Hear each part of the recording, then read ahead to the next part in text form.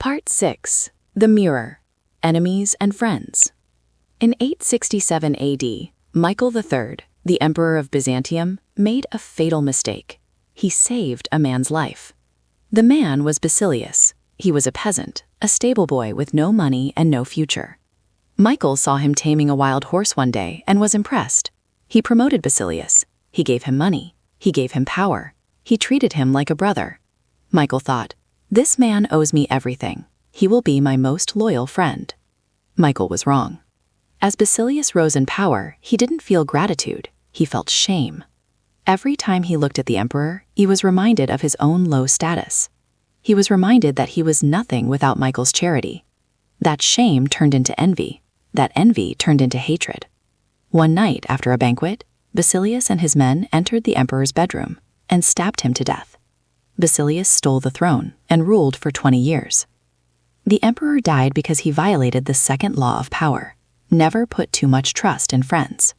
Welcome to Part 6 of the Strategy of Power. Today we are looking at the emotional traps of your social circle. We are going to explore why your friends are dangerous, why your enemies are useful, and why, if you must fight, you must destroy the enemy completely. We are covering Law 2 and Law 15. The problem with friendship. We like to hire our friends. We like to work with people we know. It feels safe. Robert Greene argues that this is an illusion. When you hire a friend, two things happen. Entitlement. They think they deserve special treatment. They show up late. They ask for raises they haven't earned. The filter disappears. You cannot be honest with them. If they do a bad job, you feel awkward criticizing them because you don't want to ruin the friendship. So the business rots from the inside.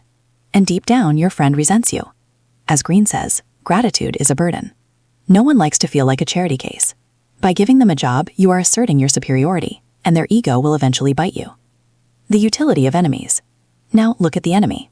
An enemy is someone who has opposed you, someone who has fought you. If you take a former enemy and you make peace with him, if you give him a job, he will be the most loyal employee you have ever had. Why? Because he has something to prove. He knows everyone is watching him. He knows he's on thin ice. He will work twice as hard as your friend to show that he is worthy of your trust. Lincoln's cabinet. Abraham Lincoln filled his cabinet with men who hated him, men who had run against him, men who called him a guerrilla. Why? Because he knew they were the most capable men in the country, and by harnessing their ambition, he won the Civil War. If he had hired his friends, the Union would have collapsed. The strategy. Don't fear the enemy attacking you. Fear the friend hugging you. If you have no enemies, you should be worried.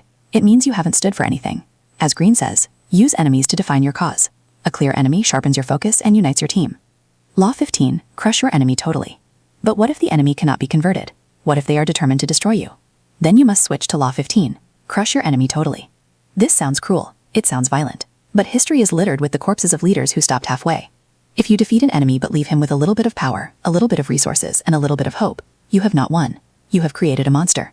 He will retreat, he will recover, he will nurse his hatred, and he will return with a vengeance that you cannot imagine. The viper metaphor. If you step on a viper but you don't kill it, it will bite you in the ankle. You must sever the head. In business, this doesn't mean physical violence. It means, if you fire someone for theft, do not give them a severance package to be nice. Cut them off.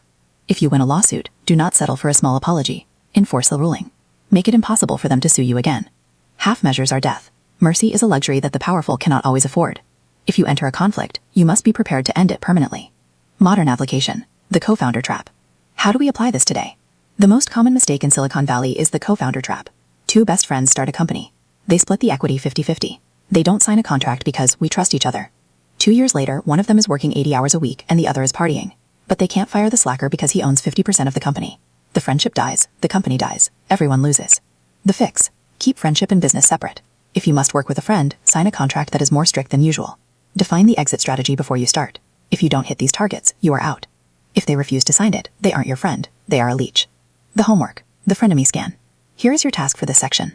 I want you to audit your inner circle. Identify the in-grade. Is there someone you have helped repeatedly who never seems to say thank you? Someone who acts like your help is expected. Action. Stop helping them immediately. Watch how quickly their attitude turns to anger. That anger reveals their true nature. Identify the rival. Is there someone at work who you consider a rival? Action. Approach them. Ask for their help on a small project. Offer them an olive branch. See if you can turn that energy into an alliance. Remember, you can always make a friend out of an enemy, but you can rarely make a friend out of an ex-friend. In the next part, we are going to look at the art of charm. We are going to learn why you should never try to impress people, and why you should instead try to yield to them. We are going to talk about the courtier. I'll see you in part 7, The Courtier.